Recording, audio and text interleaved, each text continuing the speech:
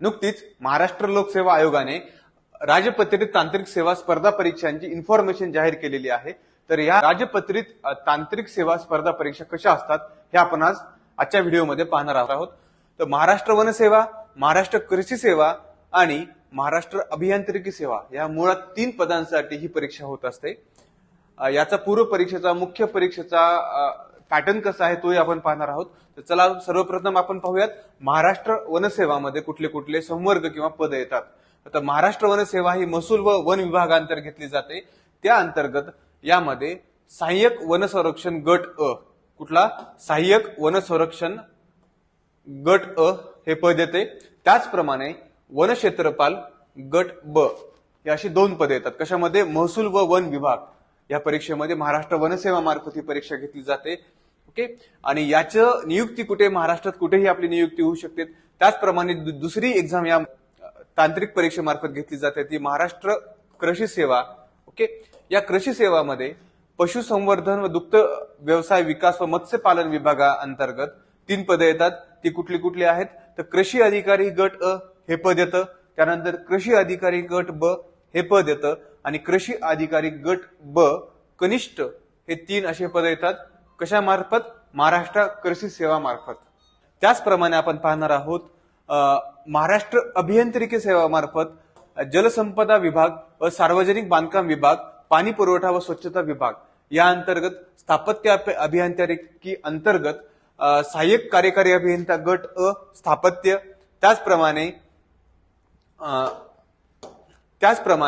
सहाय्यक अभियंता गट अ स्थापत्य, ओके, कार्यकारी अभियंता, अभियंता, सहाय्यक अभियंता गट ब स्थापत्य श्रेणी 2 ही या विभागाअंतर्गत पदे येतात। कशा अंडर येतात? ते महाराष्ट्र अभियांत्रिकी सेवा अंडर। त्याप्रमाणे याचा दुसरा जो आहे मृदा व जलसंधारण विभाग या विभागाअंतर्गत स्थापत्य अभियांत्रिकी, ओके, यामार्फत उपविभागीय जलसंधारण अधिकारी स्थापत्य गट अ, जलसंधारण अधिकारी स्थापत्य गट ब असे 2 महत्वाचे पदे येतात।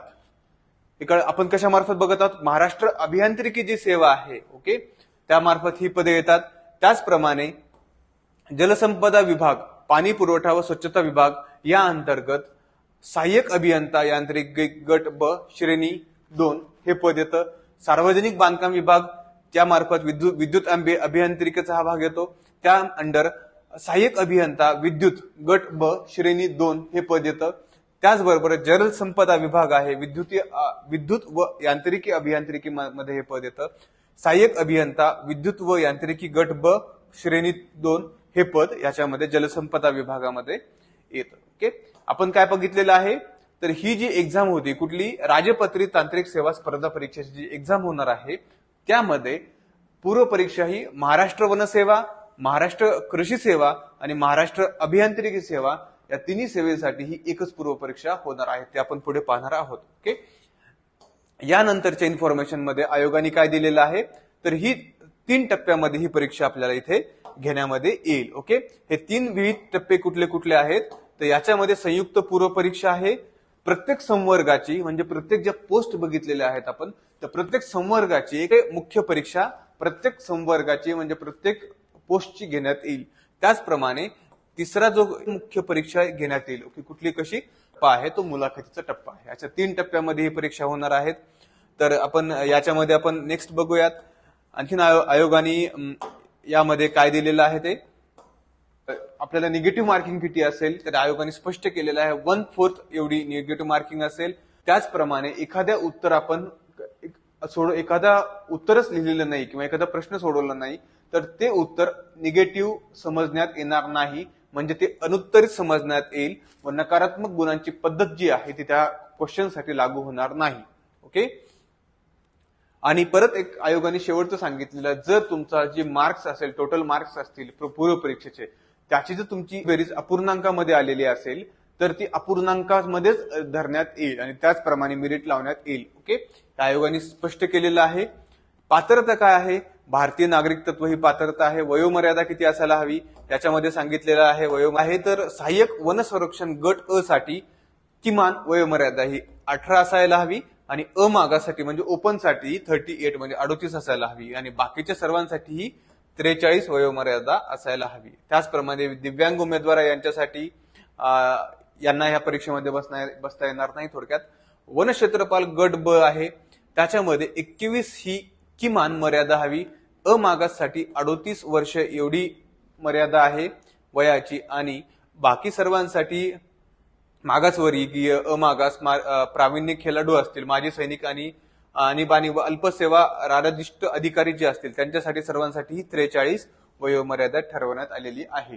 त्याचप्रमाणे महाराष्ट्र कृषी सेवा यासाठी जी वयोमर्यादा आहे किमान ती 18 वर्ष आहे, ओपन साठी ती 38 वर्ष आहे आणि इतर सर्वांसाठी ही 43 वर्ष ठेवण्यात आलेली आहे. ओके. आणि दिव्यांग 45 वर्षापर्यंत ही वयोमर्यादा वाढवण्यात आलेली आहे.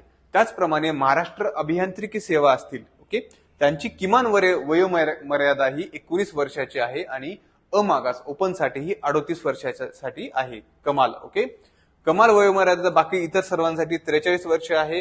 तसे ही 45 इयर्स असेल. ओके.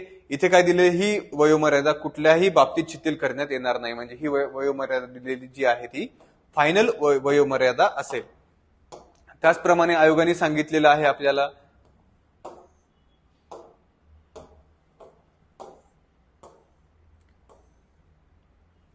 आता यामध्ये शैक्षणिक अर्हता दिलेली आहे. प्रत्येक पोस्टसाठी कुठली कुठली शैक्षणिक असायला पाहिजे ते इथे सांगितलेलं आहे.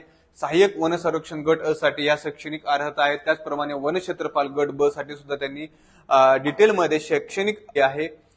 त्याचप्रमाणे कृषी अधिकारी गट अ साठी, कृषी अधिकारी गट ब साठी, कृषी अधिकारी गट ब कनिष्ठ साठी सुद्धा त्यांनी शैक्षणिक म्हणजे प्रत्येक पोस्ट साठी कुठली कुठली तुमचे शैक्षणिक क्वालिफिकेशन असायला पाहिजे, एज्युकेशन क्वालिफिकेशन असायला पाहिजे हे इथे सांगितलेलं आहे.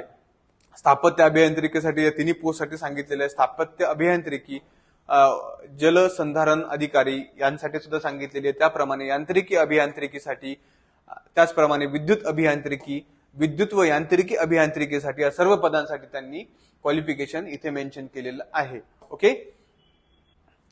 फी स्ट्रक्चर सुद्धा देण्यात आलेलं आहे. तसेच पूर्व परीक्षेचे एकूण किती टप्पे असतील तर पूर्व परीक्षेचा हा एक टप्पा असेल. तो कसा असेल, एकूण गुण पूर्व परीक्षेसाठी 200 मार्क्स असतील. प्रश्नपत्रिका ही पूर्व परीक्षेसाठी एकच असेल आणि प्रश्नपत्रिकेचे स्वरूप कसे असेल तर खाली नमूद केल्याप्रमाणे त्याचे स्वरूप असेल. म्हणजे कसं असेल याच्यामध्ये प्रश्नपत्रिकेमध्ये, तर प्रश्नपत्रिकेमध्ये हे मराठी विषय असेल. प्रश्नांची संख्या ही मराठी, इंग्रजी आणि सामान्य क्षमता चाचणी हे 3 विषय असतील. या सर्वांसाठी प्रश्नाची संख्या ही 100 आहे. गुण एकूण 200 आहेत. म्हणजे एका क्वेश्चनला इथे 2 मार्क्स देण्यात आलेले आहेत. ओके. दर्जा कसा असेल, मराठीचा असेल 12वी पर्यंतचा, इंग्रजीचा असेल 5वी पर्यंतचा आणि सामान्य क्षमता आपण जनरल स्टडीज किंवा जनरल नॉलेज जे म्हणतो त्याचा असेल 5वी पर्यंतचा. माध्यम कुठला असेल, मराठीचं माध्यम हे मराठी असेल. इंग्रजी या भाषेचं माध्यम हे फक्त इंग्रजी असेल आणि सामान्य क्षमता चाचणी म्हणजे जीएस जे आहे, जनरल स्टडीज असं म्हणतो, त्याचं माध्यम हे मराठी आणि इंग्रजी या दोन्ही माध्यमातून हे प्रश्न असतील. ओके. परीक्षेचा कालावधी किती असेल तर 1 तास कालावधी असेल आणि परीक्षेचे स्वरूप कसे असेल तर मल्टिपल चॉईस क्वेश्चन, त्याला आपण एमसीक्यू किंवा वस्तुनिष्ठ बहुपर्यायी स्वरूप असं परीक्षेचं स्वरूप आपल्याला आयोगाने दिलेलं आहे. ओके. याचा जो अभ्यासक्रम आहे, या परीक्षेचा अभ्यासक्रम जो आहे तो आयोगाचे जे संकेतस्थळ आहे त्याच्यावरती सिलेबस म्हणजे अभ्यासक्रमाच्या सेक्शन मध्ये तो डिटेल इलॅबोरेट केला गेलेला आहे. परीक्षा केंद्र इथे या फक्त महाराष्ट्रामध्ये 6 केंद्रावर ही परीक्षा होणार आहे. अमरावती, औरंगाबाद, मुंबई, नागपूर, नाशिक, पुणे या 6 केंद्रावरती ही परीक्षा महाराष्ट्रामध्ये आयोजित करण्यात येणार आहे. ओके. त्याचप्रमाणे मुख्य परीक्षा कशी असेल तर ही आपण तिन्ही ह्या वेगवेगळ्या एक्झाम आहे, तिन्ही एक्झामसाठी एकच संयुक्त पूर्व परीक्षा होणार आहे. त्याचप्रमाणे मुख्य परीक्षा ही प्रत्येक विषया किंवा प्रत्येक पदासाठी मुख्य परीक्षा ही वेगळी होणार आहे. ओके. परीक्षेचे टप्पे कसे आहेत, परीक्षेची योजना कशी आहे. ओके. वर्गाकरिता 2 एक लेखी परीक्षा 400 गुणांची व मुलाखत 50 गुणांची अशी 450 गुणांची आपली मुख्य परीक्षा आणि मुलाखत होणार आहे. प्रत्येक पोस्ट करता 2 पेपर असणार आहेत. आता कशा असणार, राष्ट्र वनसेवा मुख्य परीक्षा जी परीक्षा आहे, ओके, त्याच्यासाठी फर्स्ट पेपर आणि सेकंड पेपर असे दोन पेपर असणार आहेत. जनरल स्टडी आणि general science and nature conservation हे असं पहिला पेपर आहे आणि हा दुसरा पेपर आहे. दोन्ही परीक्षांचं प्रश्नसंख्या ही 100 असणार आहे आणि दोन्ही यांना गुण हे 200 असणार आहेत. ओके, यांचा दर्जा हा पदवीपर्यंतचा असणार आहे. जी जनरल स्टडी जो फर्स्ट पेपर आहे त्याचं इंग्रजी व मराठी दोन्ही माध्यम असणार आहे आणि general science and nature conservation हा जो पेपर आहे त्याचं माध्यम हे फक्त इंग्रजी असणार आहे. दोन्ही पेपरला 1-1 तास वेळ दिलेला आहे आणि दोन्ही पेपर हे एमसीक्यू टाईप मध्ये म्हणजे वस्तुनिष्ठ बहुपर्यायी पेपर असणार आहेत. त्याचप्रमाणे सेकंड जी परीक्षा आहे महाराष्ट्र कृषी सेवा मुख्य परीक्षा, ही परीक्षा 2 पेपर असणार आहेत. पेपर 1 आणि पेपर 2. कृषी विषयक हा पहिला पेपर असणार आहे आणि कृषी विज्ञान व तंत्रज्ञान हा दुसरा पेपर असणार आहे. म्हणजे किती 200 मार्क्सचे म्हणजे टोटल 400 मार्क्सचे हे पेपर असणार आहेत. त्याचप्रमाणे कृषी पदवीपर्यंत दर्जा त्यांचा शिक्षणाचा दिलेला आहे. तसेच दोन्हीचं माध्यम हे इंग्रजी असणार आहे आणि वेळ हा 1-1 तास म्हणजे टोटल 2 पेपरला 2 तास किंवा प्रत्येक सेपरेट पेपरला 1-1 तास असा वेळ असणार आहे. आणि परीक्षेचा पॅटर्न जो आहे तो एमसीक्यू टाईप मध्ये याचा पॅटर्न केला गेलेला आहे. ओके, लक्षात येतं. आता स्थापत्य अभियांत्रिकी सेवा जी मुख्य परीक्षा आहे ती सुद्धा 2 सेक्शन मध्ये होणार आहे. स्थापत्य अभियांत्रिकीमध्ये अभियांत्रिकीचा पेपर फर्स्ट पेपर सेकंड असा 2 पेपर होणार आहेत. सेम बीई स्थापत्याचा दर्जा आहे इंग्रजी दोन्ही भाषांमधून होणार आहेत. वेळ 2 तास या पेपरना वेळ दिलेला आहे. इथे लक्षात घ्या 200 मार्कासाठी 2 तास वेळ दिलेला आहे आणि वस्तुनिष्ठ बहुपर्यायी स्वरूप असणार आहे.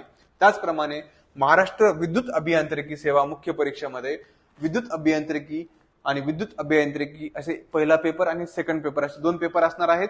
हे दोन्ही पेपर 100 क्वेश्चनचे असणार आहेत आणि त्याच्यासाठी सुद्धा मार्क्स हे 200 मार्काचा पर पेपर असणार आहेत. म्हणजे टोटल 400 मार्क्सचे हे पेपर असणार आहेत. ओके, इंग्रजी माध्यम असणार आहे, एमसीक्यू टाईप मध्ये आहे.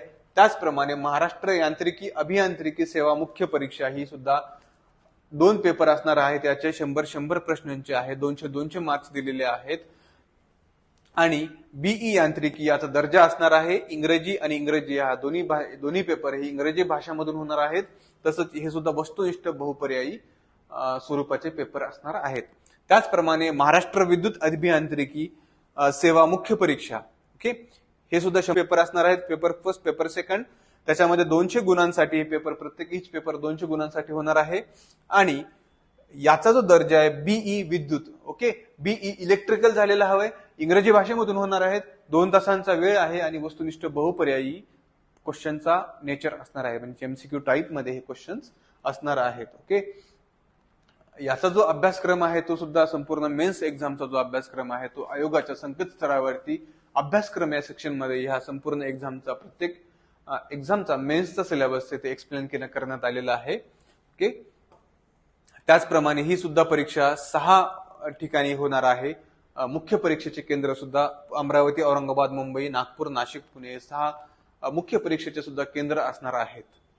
ओके, त्याचप्रमाणे इथे सांगितलेलं आहे परीक्षेचा हा कट ऑफ लागण्याच्या नंतर आपल्याला काय होणार आहे ते इंटरव्ह्यू साठी आपण होणार आहोत. आता मुलाखत कशी असेल म्हणजे मुख्य परीक्षेच्या आधारे तुम्हाला मुलाखतीसाठी पात्र केलं जाईल आणि ही मुलाखत तुमची इथे पार पाडली जाईल. ओके, मुलाखत किती मार्काची असेल मी अगोदर सांगितलेलं आहे. मुलाखत ही 50 मार्कांची घेण्यात येईल.